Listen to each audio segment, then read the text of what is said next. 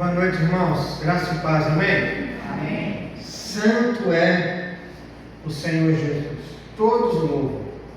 E bom é que nós louvamos a Deus de coração. Nós adoramos o Senhor Jesus por bem querer o nosso Senhor. Tem gente que não adora. Tem gente que despreza. Tem gente que acha que Ele nem existe.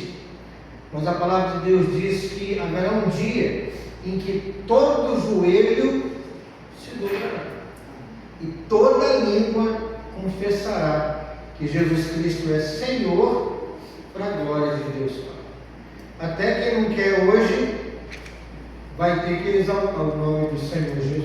Que bom que nós já exaltamos sem ser forçado.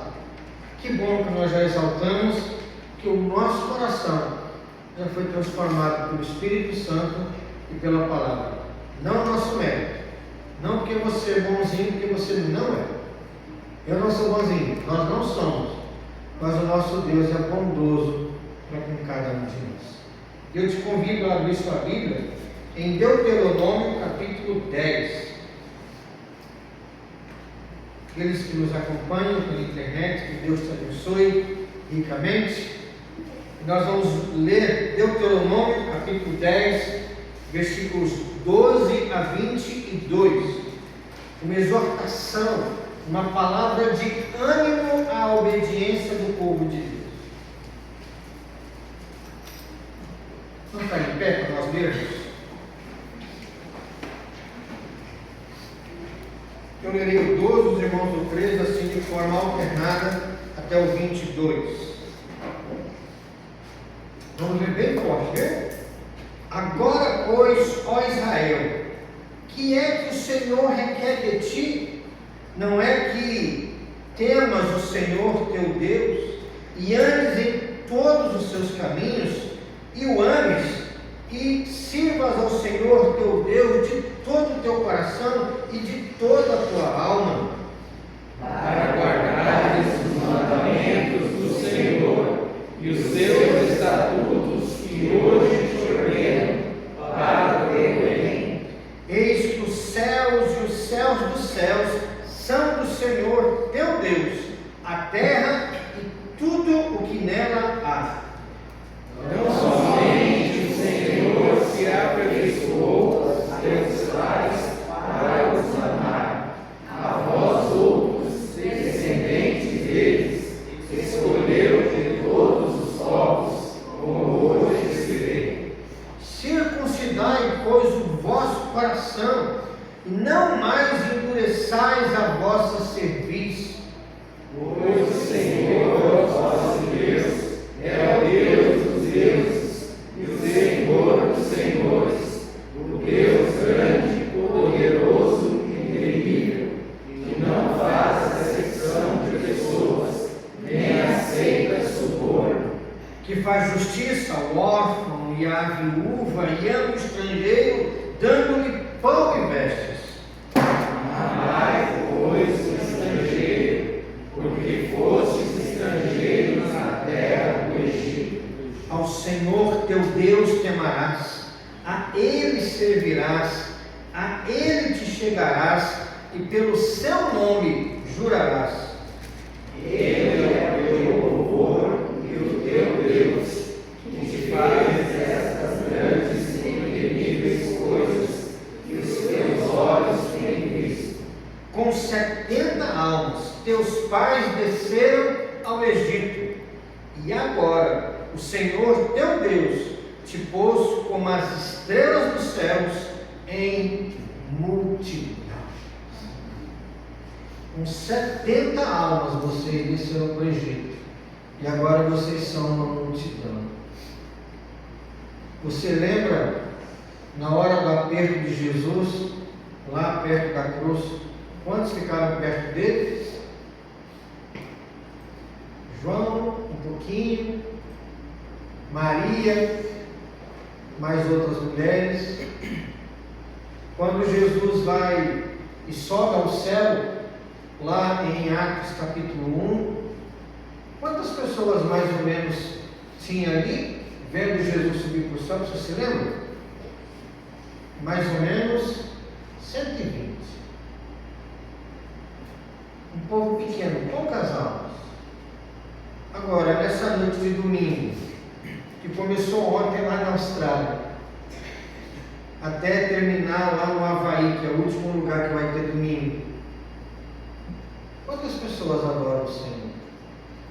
Quantas igrejas visíveis? Quantas igrejas invisíveis? Quantos cultos a céu aberto?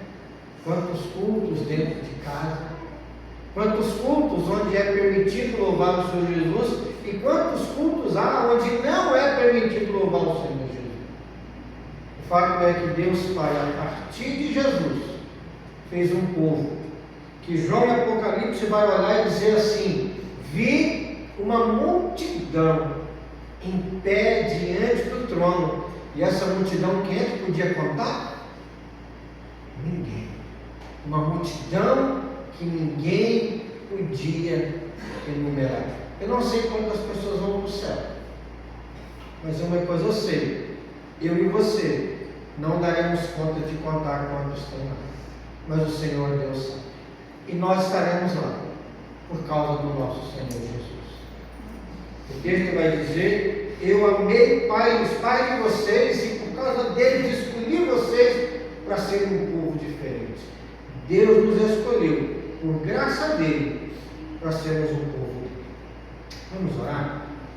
Deus querido, muito obrigado por essa noite em que nos reunimos aqui porque o Senhor mudou o nosso coração, e que estamos aqui com outros irmãos porque somos um só povo e dependemos exclusivamente do Senhor. Por esses e por tantos outros inumeráveis motivos te servimos, cantamos louvores, entregamos a Ti nossos desejos em oração, declaramos a nossa dependência total, porque não há Deus além de Ti, não há Rei além de Ti, não há poder nem que se iguale ao Senhor. Ó Deus, bendito és Tu, louvado seja o Senhor no nosso meio nessa noite, e nos abençoe, para que saiamos daqui renovados, revigorados, transformados, mais fortes para Te servir em espírito e em verdade. Assim oramos em nome de Cristo Jesus. Amém. Você pode se sentar. Eu ainda te convido a abrir sua Bíblia, o Salmo de número 130.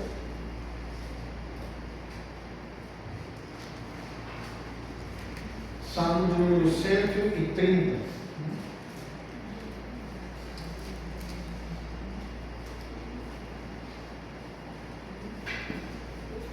Versículos 1 a 4 eu vou ler, diz assim: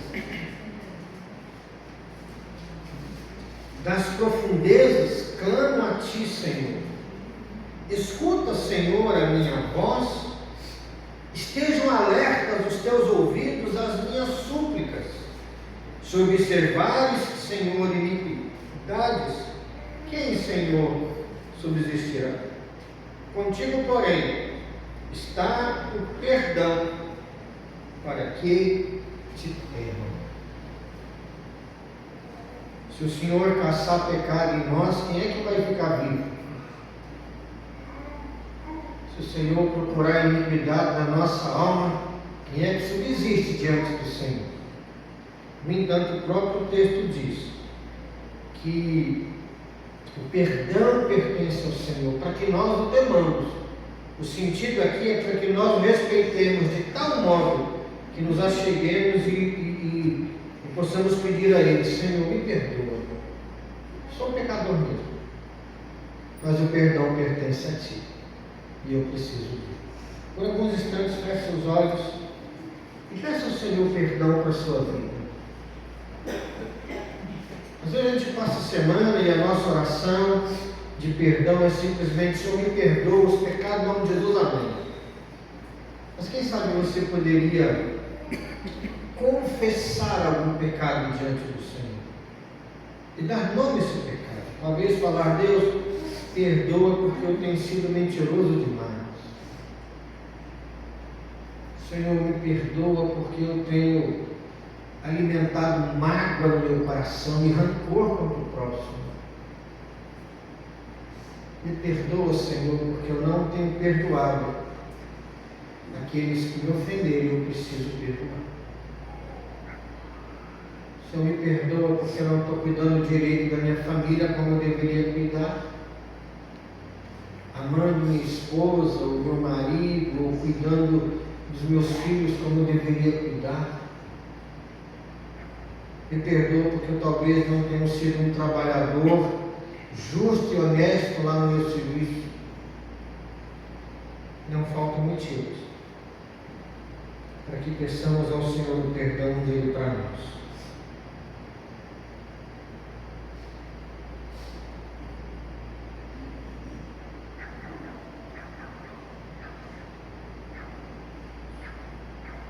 De nosso irmão Jadson, que nos conduz a Deus, uma oração de confissão do Senhor. Senhor, nós queremos te agradecer, nosso Deus, pela oportunidade de estar aqui essa noite, te adorar, te louvar, te glorificar. Sabemos que o Senhor está nos escutando. Isso ouça o seu amor, ouça o nosso louvor, a nossa oração, ouça, Senhor Deus, a nossa petição, Senhor Deus, de perdão dos nossos pecados, pecados aos quais cometemos por atos, pensamentos, condições, que nós deveríamos ter feito e não fizemos. Perdoa, Pai. Nós somos falhos, mas o Senhor é grande nas nossas vidas. A tua palavra diz: para onde iremos nós? Se só o Senhor tem palavra de salvação, só o Senhor tem palavra de vitória, só o Senhor tem palavras, Senhor Deus, para nossas vidas. Nós te louvamos essa noite por todos os nossos pecados, abençoa nossas vidas, abençoa, Senhor, as nossas famílias, abençoa nossos filhos, abençoa nossos netos, abençoa, Senhor Deus, a formar a igreja, abençoa, Senhor Deus, todos nós, como irmãos, que estamos aqui esta noite para te louvar e adorar, em nome de Jesus. Amém. Vamos louvar o Senhor com cânticos espirituais nesse instante. Se porventura você trouxe o dia da sua oferta, você pode trazê-los e depositar no gasofilaço, nesse momento em que tudo é culto ao nosso Deus.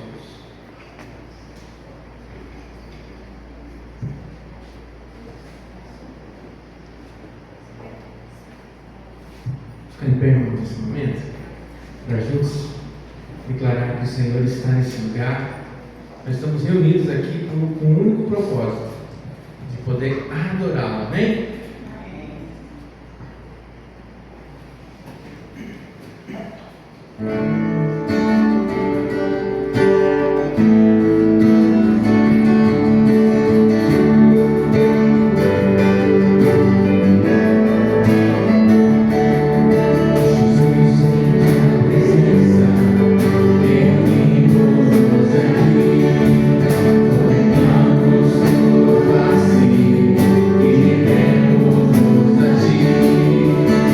Dia sua morte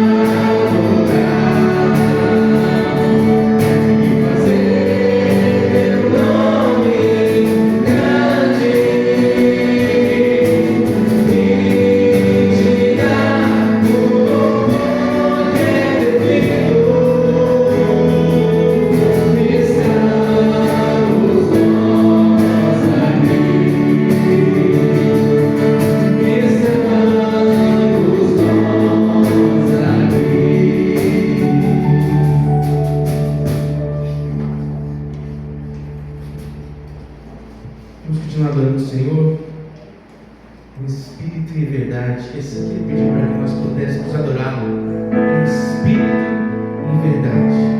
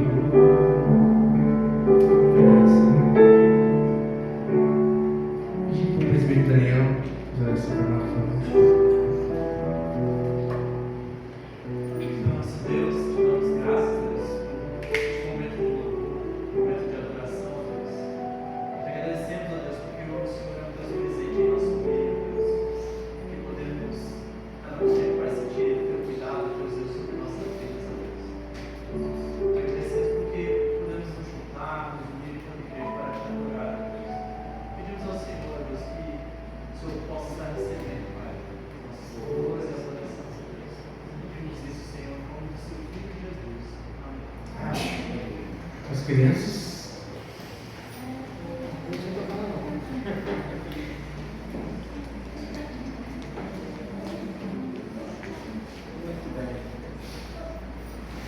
Vamos orar com as crianças aqui.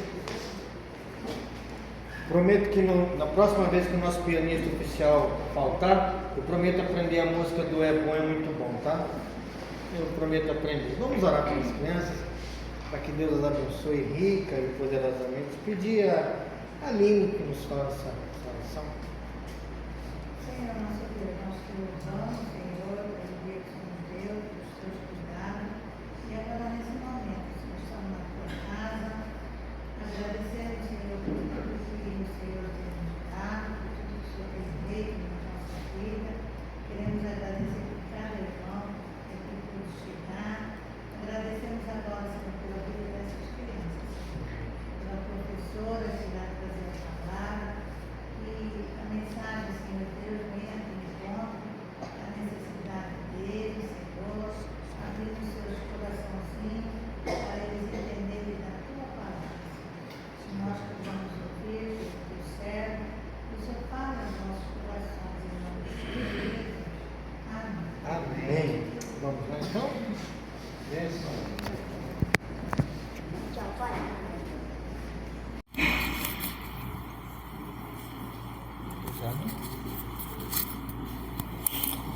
Essa semana os preparativos para a EBF já estarão aí correndo de vento em polpa, né? Vento forte na polpa e levando a gente para frente. Então já amanhã vai ter um grupo aí. Creio que daqui para frente não vai ter mais dia de descanso assim, viu? Até a EBF teremos muitas atividades, muitos trabalhos. Tenho certeza que vai ser bênção a EBF na vida das crianças que vão participar, na nossa vida, na vida da igreja. Certo? Muito bem. Abra sua Bíblia em Efésios capítulo 2.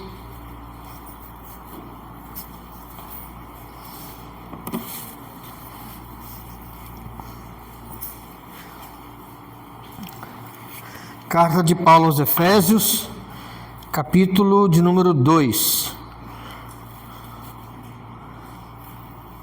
Versículos de 11 a 22, esse trecho, a palavra do Senhor: os gentios e os judeus são unidos pela cruz de Cristo.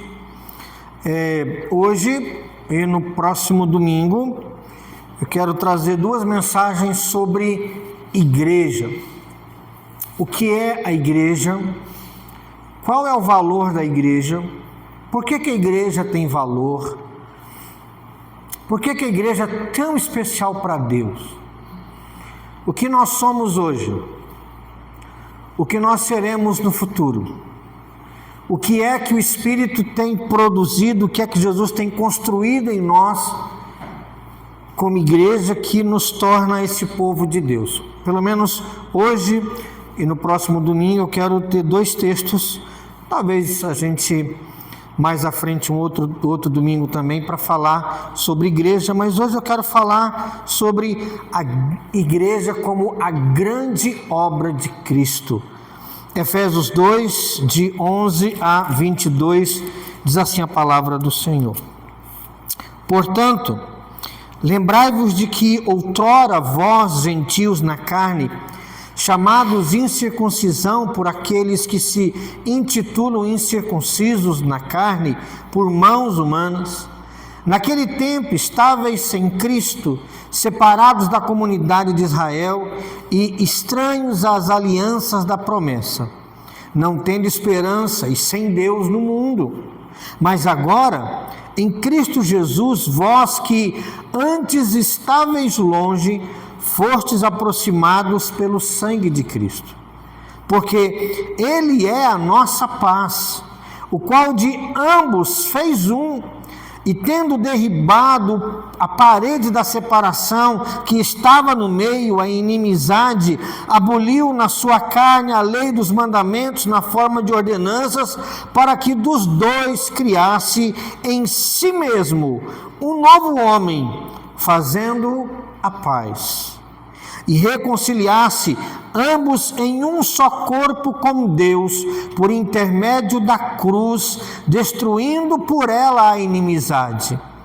E vindo, evangelizou paz a vós outros que estáveis longe, e paz também aos que estavam perto, porque por ele ambos temos acesso ao Pai em um Espírito. Assim, já não sois estrangeiros e peregrinos, mas concidadãos dos santos, e sois da família de Deus, edificados sobre o fundamento dos apóstolos e profetas, sendo ele mesmo Cristo Jesus a pedra angular, no qual todo o edifício, bem ajustado, cresce para santuário dedicado ao Senhor, no qual também vós, juntamente, estáis sendo edificados para a habitação de Deus no Espírito. Vamos orar mais uma vez. Senhor, diante da Tua palavra, pedimos que o Teu Espírito nos ilumine e nos faça entender esse texto tão maravilhoso. Pedimos isso em nome de Jesus. Amém e amém. A grande obra de Cristo, Efésios 2, de 11 a 22. Existem obras que atravessam séculos.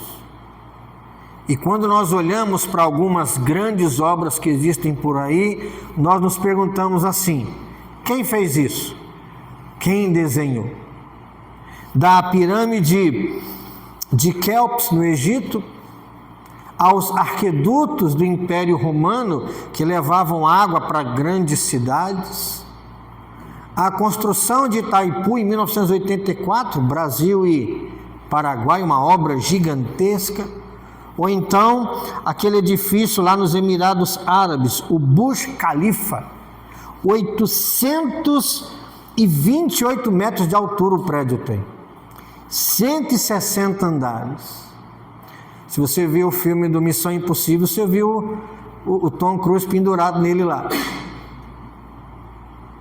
E a gente olha para essas obras gigantes que atravessam séculos, a Grande Muralha da China, por exemplo, ou as construções mais modernas, a Torre Eiffel, nem é tão gigante assim, mas quando foi feito, imagina quem olhou e pensou assim: quem que desenhou isso? Quem fez isso? E quando nós olhamos uma obra gigante, logo pensamos assim: quem está por trás disso? Quem desenhou? Quem arquitetou? Quem foi capaz de construir algo assim? Mas há uma obra infinitamente maior do que qualquer construção humana. Existe uma obra mais gloriosa, que vai durar muito mais tempo. Essa obra ela não foi edificada com pedras, mas foi edificada pelo sangue de Cristo. Essa obra não é um monumento, essa obra é um povo, essa obra é a igreja do Senhor Jesus. Quando pensamos na cruz, lembramos de quê? Lembramos no perdão, não é verdade? Dos nossos pecados. Lembramos da nossa justificação, a justiça de Jesus caiu sobre nós. Quando olhamos para a cruz, nós pensamos também na vida eterna. Porém, Paulo, nesse texto aqui de Efésios 2, de 11 a 22, ele amplia a nossa visão, ele amplia o nosso olhar. Cristo não morreu apenas para salvar indivíduos, você e eu somos salvos individualmente, pessoalmente, mas a obra de Cristo é muito maior do que cada um de nós salvos separadamente. Cristo nos salvou na cruz para criar um novo povo, uma nova nação, um povo de propriedade exclusiva dele, um povo edificado para ser habitação de Deus no Espírito. Presta atenção, Deus em Cristo na cruz nos salva separadamente, mas Ele nos une e constrói-nos como igreja para sermos moradas de Deus no Espírito Santo. A igreja é muito maior do que eu, do que você. A igreja somos todos nós, construída por Jesus para sermos morada de Deus. Quanto mais compreendemos essa obra, quanto mais entendermos o que Cristo fez, mais vamos admirar Cristo que realizou a igreja. Paulo nos chama então a percorrer esse caminho, o caminho que está aqui no texto, de onde ele começou a obra até onde ele vai terminar. Paulo nos chama a entender primeiro um terreno vazio. Que terreno vazio é esse que Jesus Cristo trabalhou? Depois nós vamos olhar um pouquinho para o próprio construtor Jesus. Quem é esse construtor? E por fim, veremos a obra pronta. Você e eu, todos nós, igreja do Senhor Jesus, morada de Deus no Espírito. Um terreno vazio, um construtor maravilhoso. E olharemos para a obra pronta. Em primeiro lugar, então, vamos ver aqui o terreno vazio. Versículo 11 e 12 começa assim: portanto, lembrai-vos que outrora. Paulo começa com uma ordem: lembrem do passado. A graça não nos manda apagar o nosso passado, sabia disso? Não nos manda. Ela nos ensina a olhar para o passado de forma correta.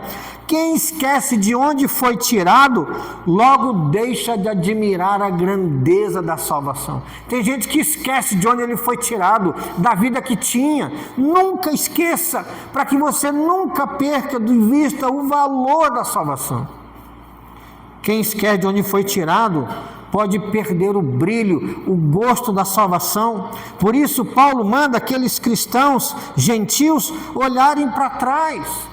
E por que eu nomeei o primeiro ponto de terreno vazio, onde Jesus começou a trabalhar? Não é porque não houvesse pessoas. No passado desses gentios aqui e nosso, havia cidades, família, cultura, religião.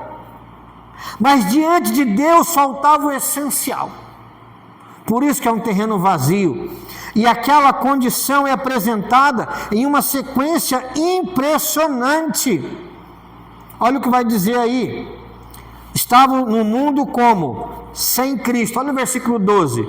Estavam naquele tempo sem Cristo, separados da comunidade de Israel, estranhos às alianças da promessa, sem esperança, sem Deus no mundo. Percebe? Sem Cristo, sem esperança, sem vida, sem isso, sem aquilo, sem aquilo outro. Éramos um terreno vazio. E cada expressão nos leva um pouco mais para baixo, não é verdade? O apóstolo retira uma a uma toda falsa segurança. Estava sem Cristo, sem comunidade, estranhos à aliança, sem esperança, sem Deus. A descrição dessa realidade não era para humilhar os gentios aqui, para dizer, olha como é que vocês não valiam nada. Não, era para que a graça fosse engrandecida. Olha da onde Deus me tirou.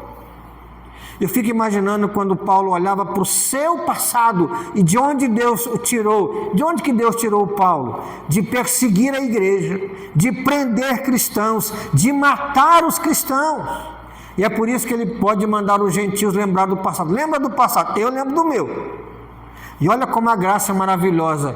Eu sei o tanto de fundura em que eu estava e olha a altura que eu estou por causa da graça de Deus. Nos versículos 1 a 10 aqui do capítulo 2, o inicial, nós não lemos, né? Mas Paulo mostra que todos nós estávamos o quê? Mortos dos nossos delitos e pecados, andando segundo as coisas desse mundo, segundo o curso deste mundo, o príncipe da potestade do ar, éramos por natureza filhos da ira. Paulo vai dizer então, dos versículos 1 a 10, de onde Jesus nos tirou. Agora ele revela que aqueles gentios estavam longe de Deus e das promessas de Deus. Lembra do passado de vocês? Vocês eram um terreno vazio, que Deus teve que trazer muito material e fazer muito material para que nesse terreno vazio tivesse uma construção, tivesse um edifício. Nos dois casos, seja do versículo 1 ao versículo 10, seja no versículo 11 e 12, nos dois casos, o objetivo é o mesmo. Quanto maior a necessidade do homem, maior se revela a suficiência de Cristo.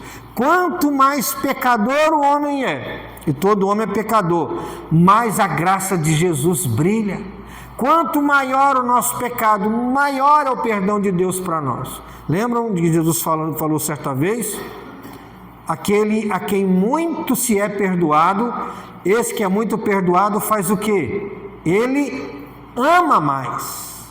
A quem é muito é perdoado, muito tem amor por quem o perdoou. Paulo então começa pelo terreno vazio, sem Cristo, sem esperança, sem Deus. E admiramos ainda mais um grande construtor quando conhecemos o lugar que ele trabalhou, não é verdade? Você já viu no YouTube aí aqueles vídeos de aquelas pontes imensas no meio do nada na China? Sobre não sei o que, cada desfiladeiro, e você olha assim, parece que quanto mais difícil é o lugar, mais encantado com a obra a gente fica, não é verdade? Quando a gente olha para o nosso passado, a gente entende que como lugar difícil era o nosso coração. Então ficamos mais ainda encantados com Cristo, que nesse lugar tão complicado fez uma grande obra. Jesus começou a trabalhar num terreno vazio.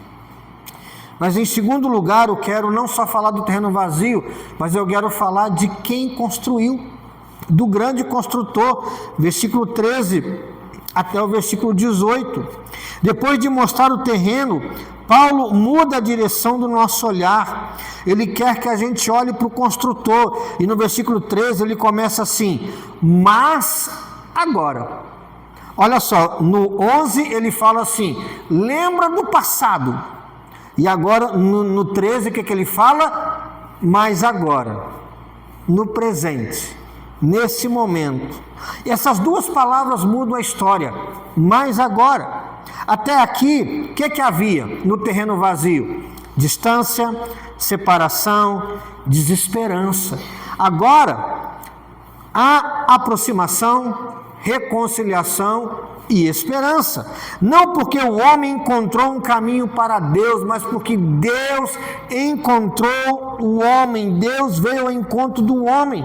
Mas agora, diz Paulo no versículo 13, em Cristo Jesus, vós que antes estáveis longe, fostes o quê?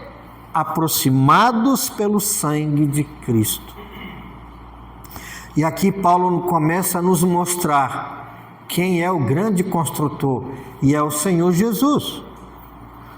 Não foram aproximados pelos méritos próprios. Paulo fala, vocês não foram aproximados porque vocês merecem, mas também não foram aproximados por obedecer à lei, mas foram aproximados de Deus pelo sangue de Cristo. A cruz não apenas perdoa pecadores, a cruz faz pecadores virarem filhos e filhas de Deus.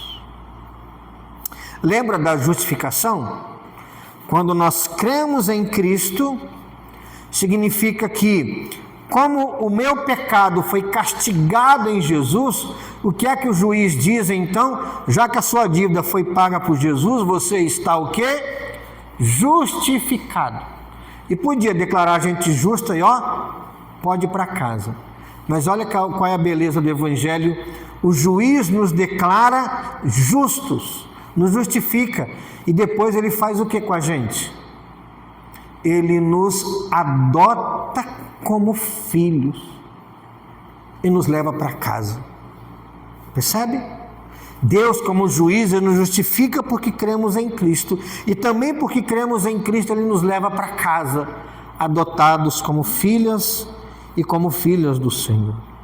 A cruz aproxima o que estavam longe, aproximam eles de Deus. Em seguida, o texto vai dizer assim no 14: porque Ele é a nossa paz. Cristo não apenas trouxe a paz, Ele é a nossa paz. A nossa paz não é uma ideia, a nossa paz não é um acordo entre nações, a nossa paz é uma pessoa. Ele é a nossa paz, percebe? Ele não apenas traz a paz, Ele é a nossa paz. E como essa paz foi realizada? Vai dizer aí, no versículo de número 14: porque Ele é a nossa paz, o qual de ambos fez um, e tendo derribado parede da separação que estava no meio, a inimizade. Por séculos, judeus e gentios viveram como? Separados. A lei, com suas ordenanças cerimoniais, evidenciava essa separação. Pensa lá no Antigo Testamento. Deus deu para Moisés e para Israel o culto, não deu? O sacerdote, o sacrifício, a festa disso, a festa daquilo, a festa da Páscoa, a festa dos pães asmos, Pentecostes, festa das primícias, e lava desse jeito, e lava daquele outro jeito, os 10 mandamentos.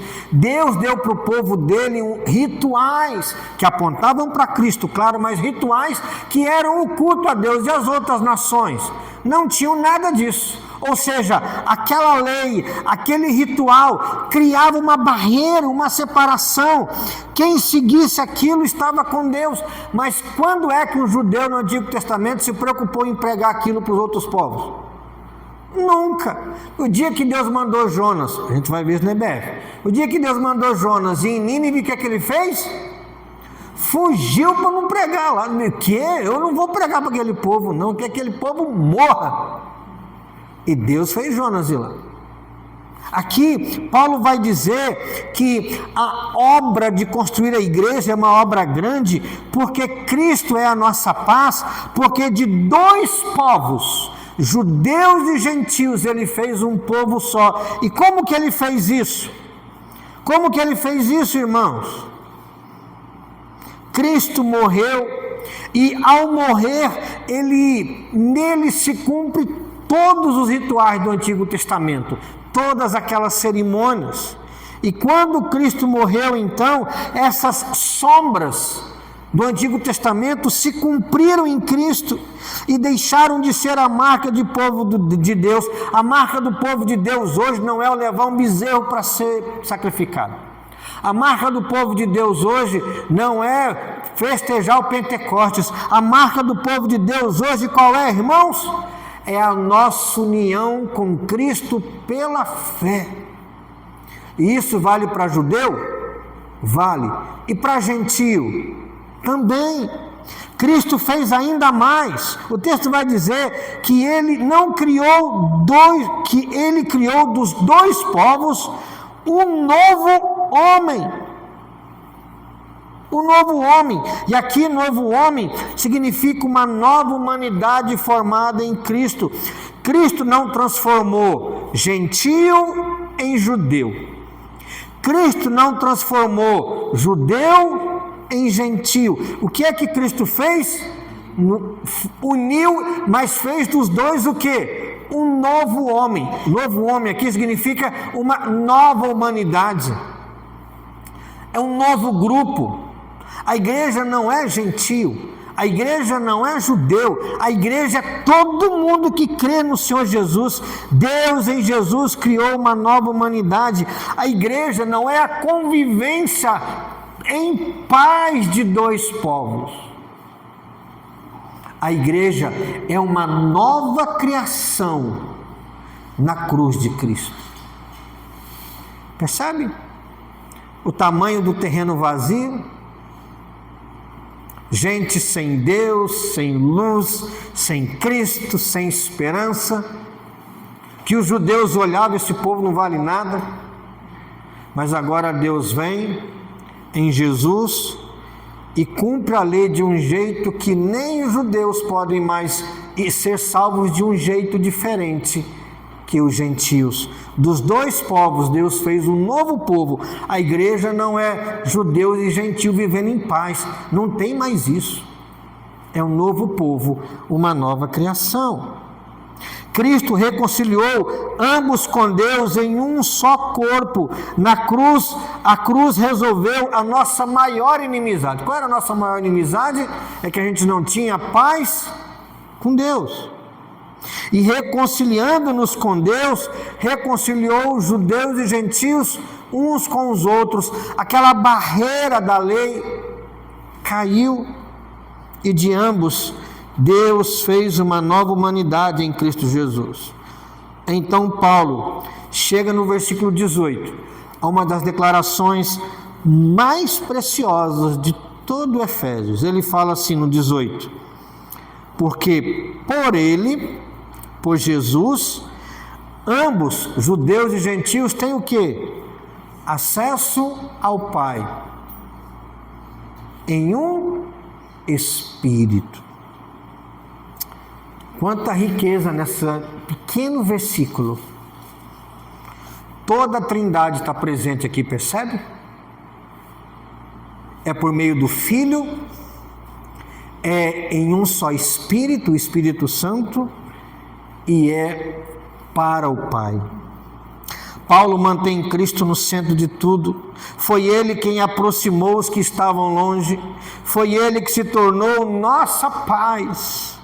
Ele é que derribou a parede. Ele que criou um novo homem.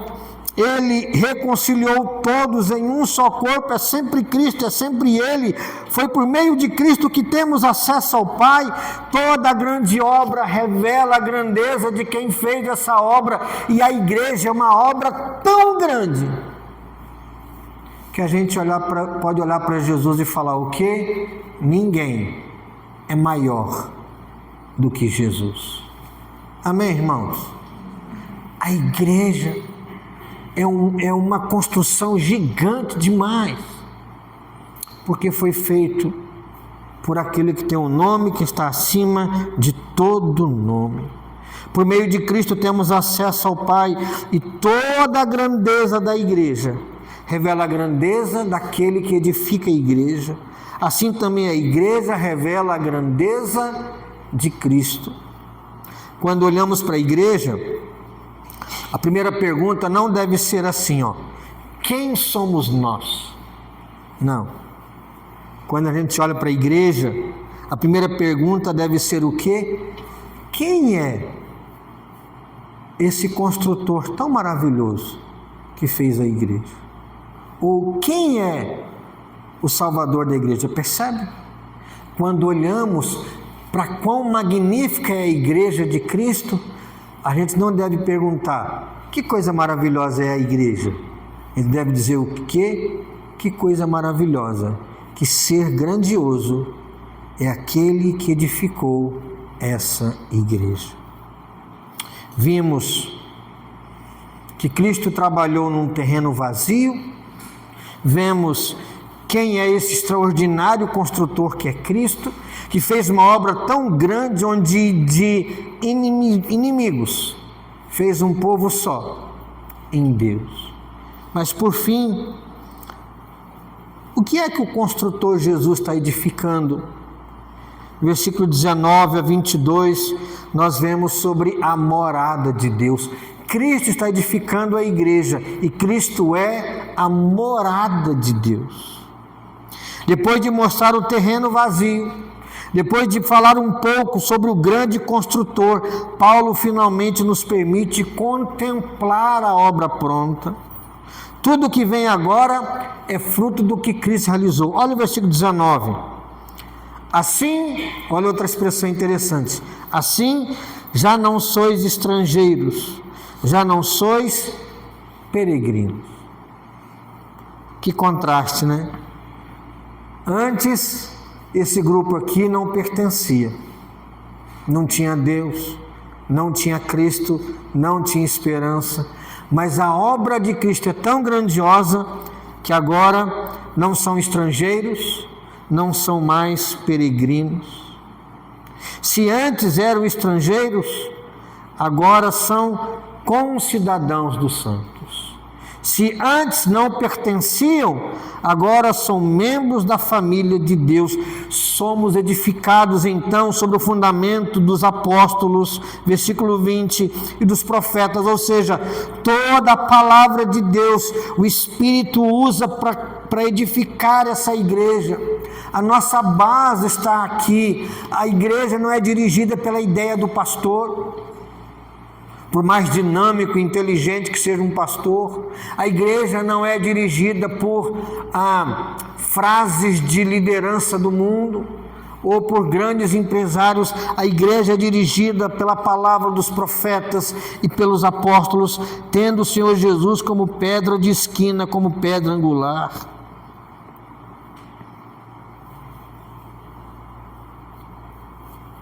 E a imagem muda de novo. Não somos apenas cidadãos, não somos apenas membros da família, somos uma construção planejada por Deus, edificada sobre um fundamento seguro.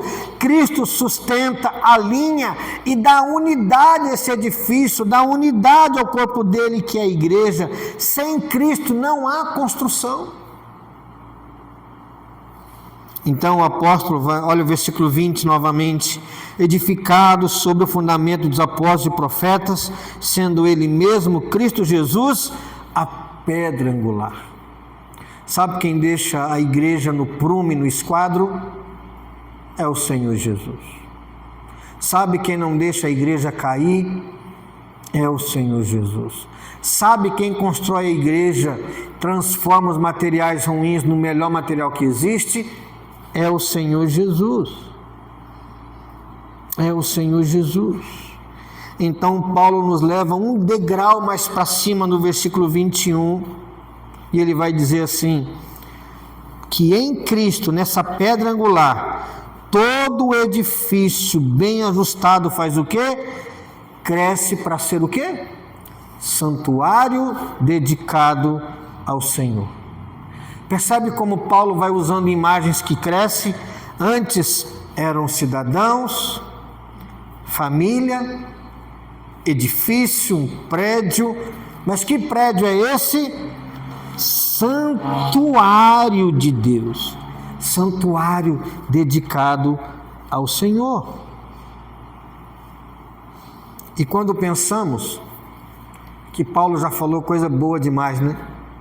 Família, cidadãos, edifício, santuário dedicado ao Senhor, você pensa assim: puxa, eu sou um santuário que pertence ao Senhor. Paulo sobe a gente mais um degrau. Talvez não é mais um degrau, mas sabe aquele degrau que você chega no piso que você quer? Paulo sobe a imagem mais um degrau, e no versículo 22 ele escreve assim: no qual, ou seja, no Senhor, do versículo 21, também vós juntamente estáis sendo edificados. Para ser o que, irmãos? Habitação de Deus no Espírito. Todas as imagens, percebe que foram crescendo desde lá do início? Sem Cristo, separado da comunidade, estranhos às alianças, sem esperança, sem Deus. Depois passamos a ser reconciliados em um povo só por meio de Cristo, um novo homem, uma nova humanidade. E aí Paulo vai subindo o degrau e ele vai nos chamar então de família de Deus, não mais peregrinos, não mais distantes, mas concidadãos, famílias de Deus, edifício, santuário. E por fim Paulo sobe o último degrau e declara que esse prédio, esse edifício, esse povo, essa família que Cristo está construindo, que é a igreja, formado por judeus e gentios, que agora são um novo povo, são edificados para ser o quê? Morada de Deus.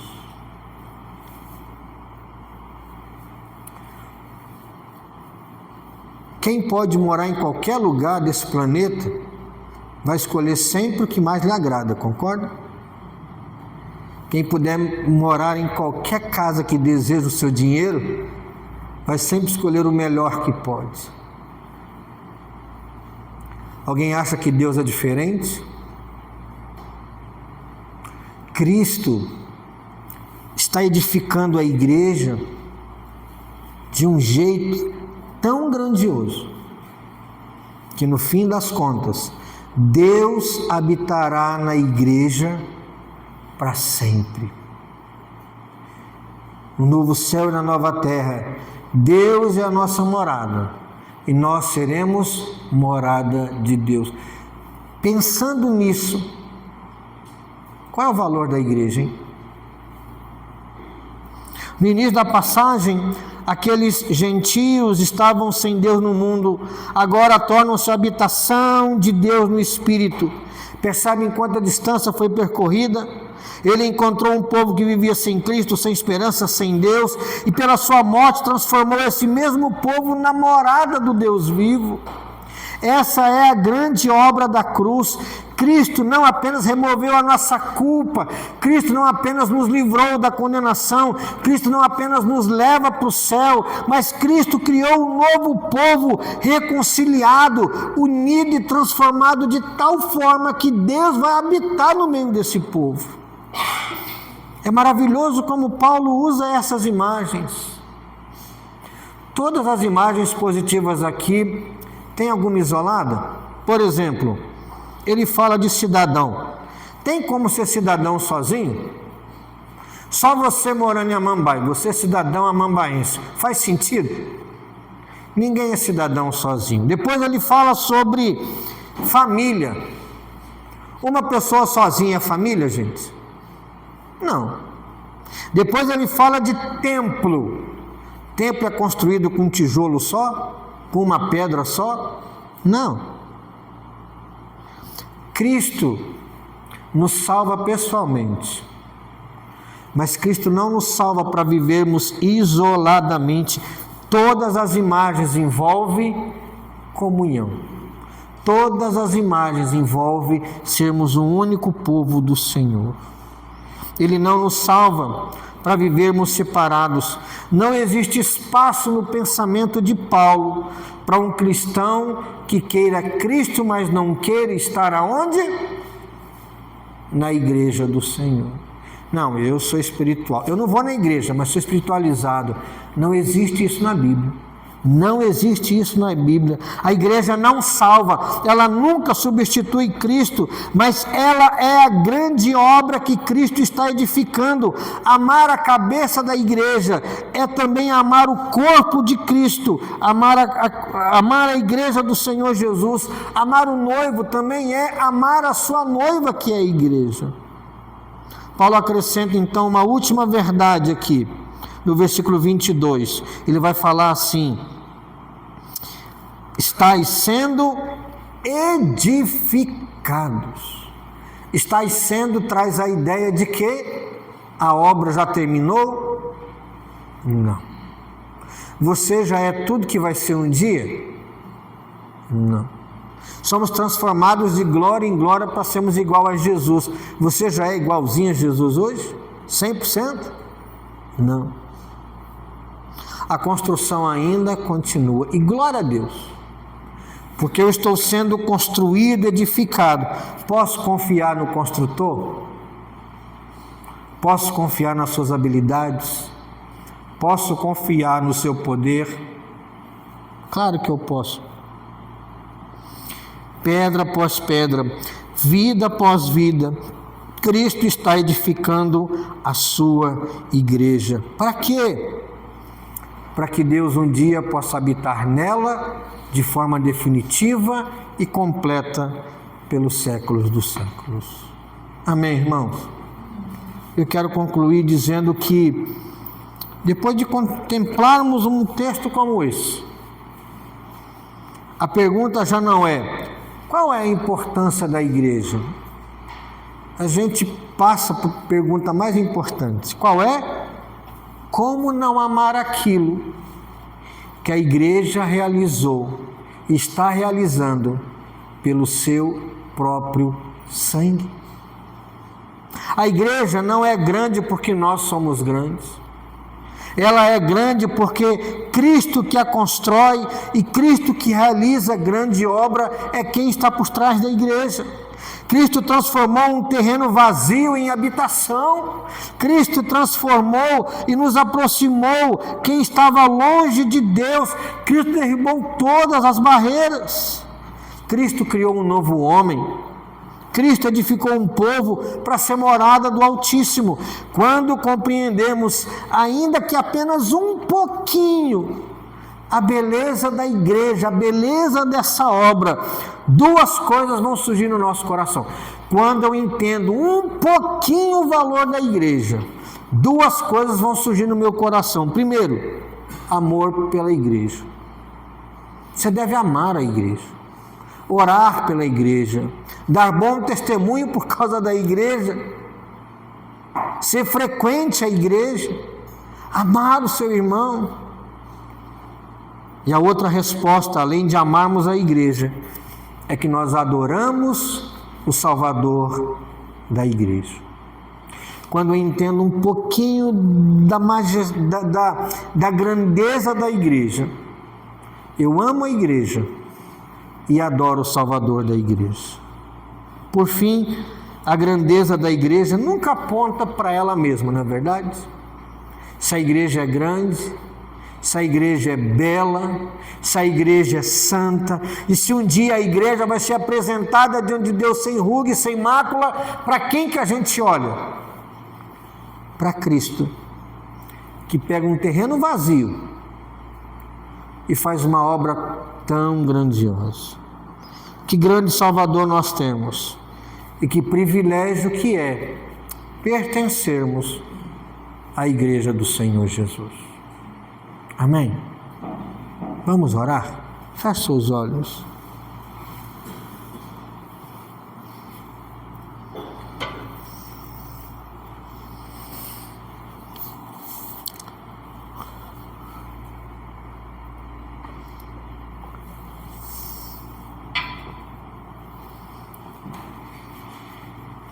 Lembre de onde Deus te tirou, dos valores que você tinha no seu coração. Pense agora onde Deus te colocou, com outros irmãos e irmãs que Ele também salvou, que Ele também comprou com o seu sangue. E pense agora que Cristo está moldando você, edificando você, até um dia você estar pronto para ser morada de Deus no Espírito para sempre. Como não amar o Senhor Jesus? Como não nos importarmos com Ele? Como não orarmos a Ele?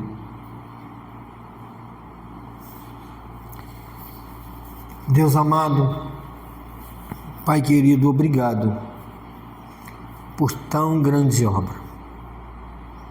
De terreno vazio, a morada do Teu Espírito. De pessoas distantes e estranhas a filhos e próximos do Senhor.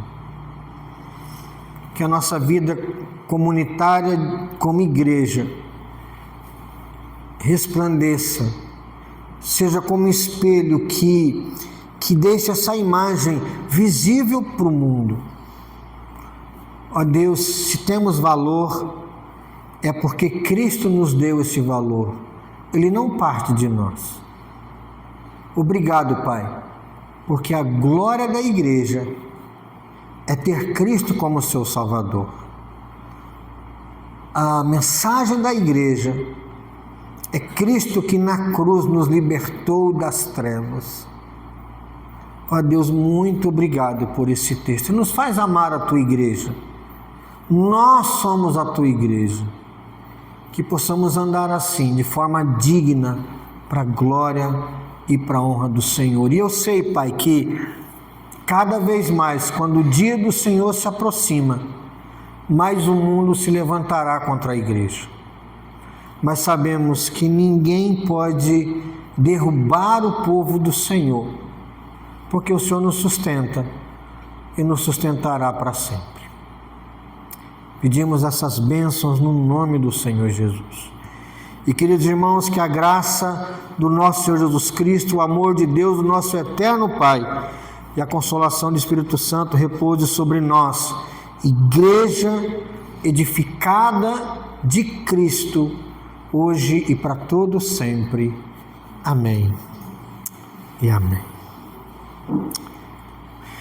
Amém, irmãos? Felizes com Jesus? Você é esse edifício que Cristo constrói. Você tem esse valor dado por Jesus. Muito bem. Você que nos acompanhou, que Deus te abençoe em nome do Senhor Jesus. Estamos encerrando assim o nosso culto. Lembrando que a partir de manhã vai ter um grupo aí trabalhando em prol do IBF, né, Elizabeth? O pessoal já está sabendo aí. Terça-feira na oração, quarta-feira culto da família, enfim. Se prepare para as atividades das próximas semanas. E que Deus te abençoe em nome de Jesus.